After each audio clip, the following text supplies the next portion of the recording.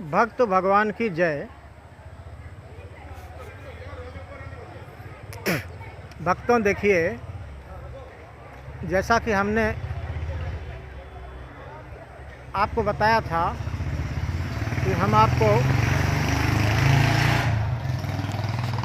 उदयगिरी पर्वत पर लेके आएंगे और आपको दिखाएंगे इसकी भव्यता और दिव्यता। तो देखिए, और ये पर्वत हमारा भुवनेश्वर में स्थित है और इसकी विशेषता यह है कि 17वीं सदी से यहाँ ऋषि मुनि लोग तपस्या करते थे और साल भर में सिर्फ एक बार इस पहाड़ी से नीचे आते थे और एक दिन भिक्षा करके जो भी उन्हें मिलता था उसी से वह अपना जीवन यापन करते थे और पूरा साल भर पार करते थे। फिर साल भर के बाद पहाड़ी से नीचे उतर करके भिक्षा यापन करने जाते थे।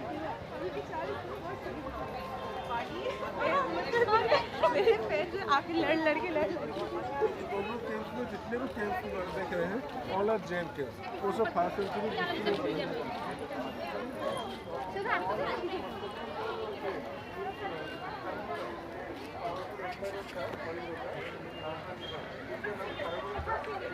तो ये है हमारा उदयगिरी पर्वत, हमारे भुवनेश्वर में स्थित है और एक ये खूबसूरती का मिसाल है।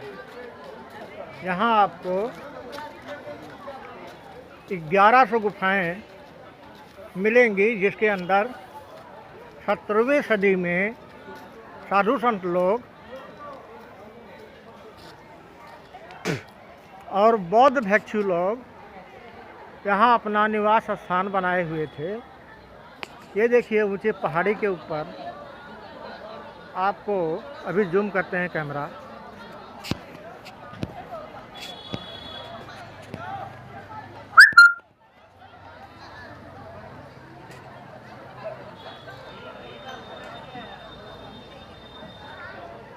यह दिखाई दे रहा है मंदिर जो कि साधु संतों के लिए था और ये बौद्ध भिक्षु लोग गुफा बना के रहते थे। तो 1100 गुफाएं इसके अंदर हैं और उस खंडगिरी के अंदर 700 गुफाएं मौजूद हैं। तो भक्तों, यहाँ पे प्रतिदिन सुबह से भक्तों का आना जाना शुरू हो जाता है और अंधेरा होने तक भक्तजन आते रहते हैं, पर्यटक जन आते रहते हैं, श्रद्धालु जन आते रहते हैं और इस गुफाओं की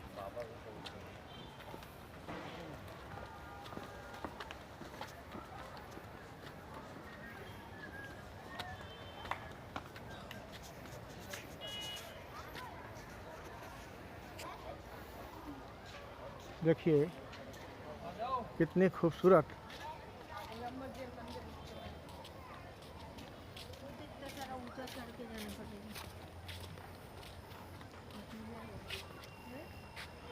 पर्वतों को तराश करके कितनी खूबसूरत कलाकृति की गई है।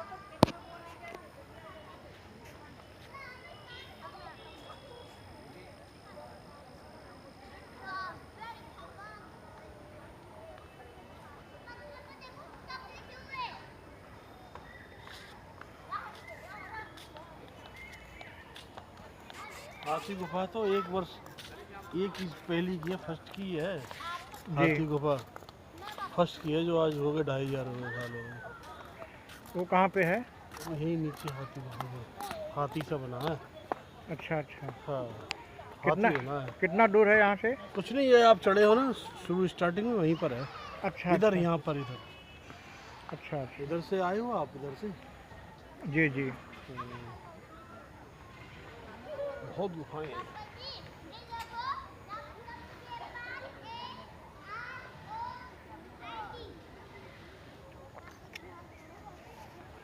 यहाँ सारे इकट्ठे होके बाबा लोग, इनका एक हेड भी था यहाँ। जी। वो सब बाबा ऋषि लोग जो है फिर वहाँ कुंभ में जाते थे, सब इकट्ठे हो गए पूरा। सब पैदल यात्रा थी उस समय, जी। कुछ था ही नहीं है। चलते थे, तपस्या में लीन रहते थे, भगवान के सहारे रहते थे, सब कुछ मिलता था। फिर भी यहाँ क्या था, यहाँ सारा जंगल था। 5 बजे के बाद में जानवर बड़े बड़े आके खा जाएं जरा देर में, ऐसे जानवर हुआ करते थे। तब क्या कुछ नहीं था। अब तो ऐसा डेवलप है आज के, तो ऐसा हो गया है कि आदमी उड़ रहा है हवाई जहाज में। तो देखिए भगत जन, आपको हमारे भक्त जी ने बताया इसके खूबसूरती के बारे में, इसके विशेषताओं के बारे में, और कुछ अपने यहाँ के अभी समाज के बारे में। तो मेरे विचार से भक्तों, अभी धरती कम नहीं है, केवल भूख अधिक है। भूख अधिक है, धरती कम नहीं है, भूख ज़्यादा है, बेईमान ज़्यादा है। और इसी भूख के कारण आज इंसानियत जड़ से समाप्त होने जा रही है। बिल्कुल। तो भक्तों, जरा चेतना ले आइए।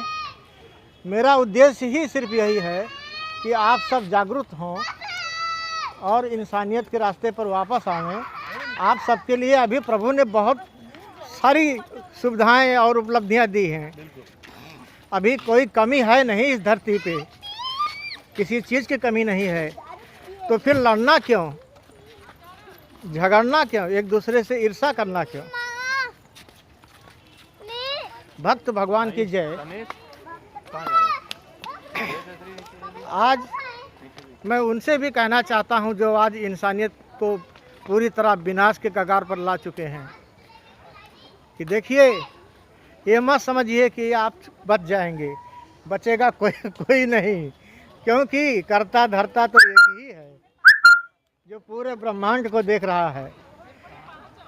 इसलिए आओगे रास्ते पर तो ठीक है, नहीं तो तुम्हारा भी विनाश निश्चित है।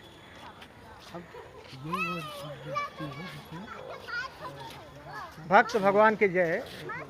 आइए भक्तों, अब देखिए यहाँ से खंडगिरी का भी पर्वत, जैसे कि पार्ट 1 में हमने आपको दिखा चुके हैं, हम आपको खंडगिरी के बारे में, विशेषताओं के बारे में भी बता चुके हैं।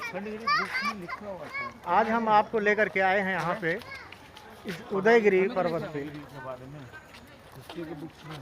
क्या पढ़ रहा है वो, कहाँ गया वो? कि अभी आपको भगत जी ने बताया भी कि किस प्रकार से शांति के साथ 17वीं सदी में यहाँ पे साधु संत लोग रहते थे और वर्ष में एक बार ही सिर्फ भिक्षा लेते थे, और उसके बाद साल साल भर यहीं गुफाओं में अपनी तपस्या, साधना, पूजा और अपने आप में मगन रहते थे और पूरे विश्व के मंगल की कामना किया करते थे।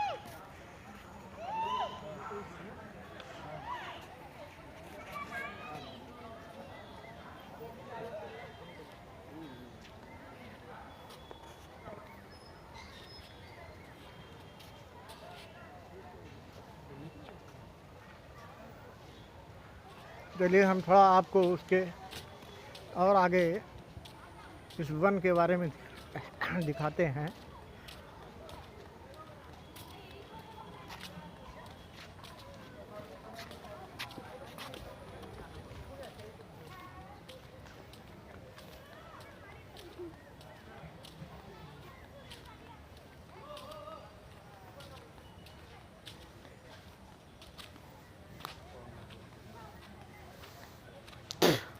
देखिए भक्तों, अब इसके बाद ये पहाड़ी पूरा इसी तरह घने जंगलों से घिरा हुआ है। पूरी तरह यहाँ अंधेरा ही अंधेरा धूप है। दिन में भी यहाँ इसी तरीके का अंधेरा रहता है। और फिर हम आपको अब खंडगिरी, उदयगिरी, ये दोनों पर्वतों के इस श्रृंखला में हम आपको यहाँ लेके आए।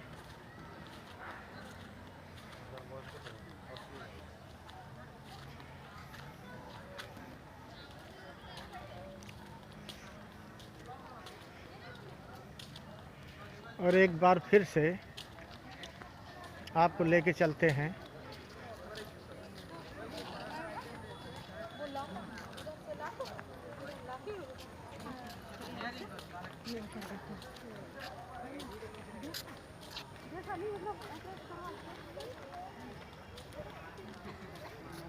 ये देखो कितना सुंदर।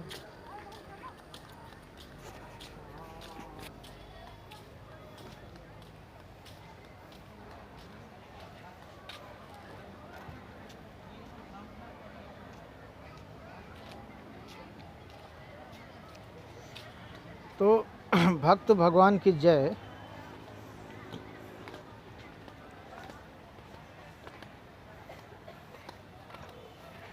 तो भक्तों, जैसे कि हमने आपको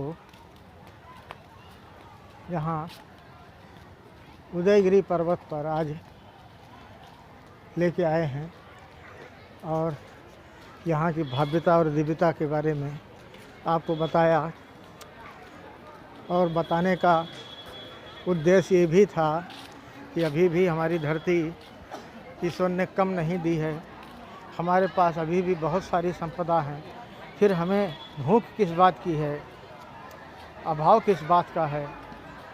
थोड़ा समझने की का प्रयास करिए और सोचिए।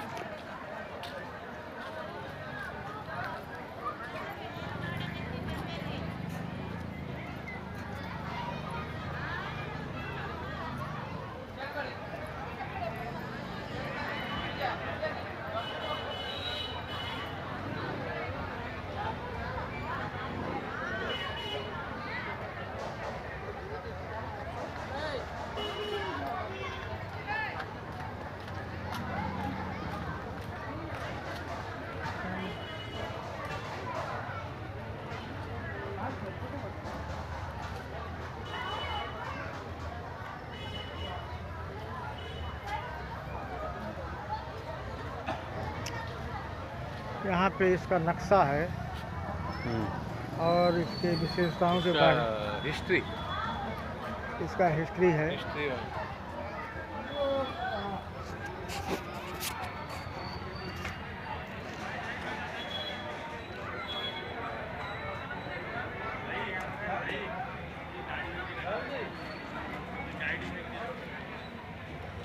जगन्नाथ का ये है, ये जगन्नाथ जी का क्या है, जो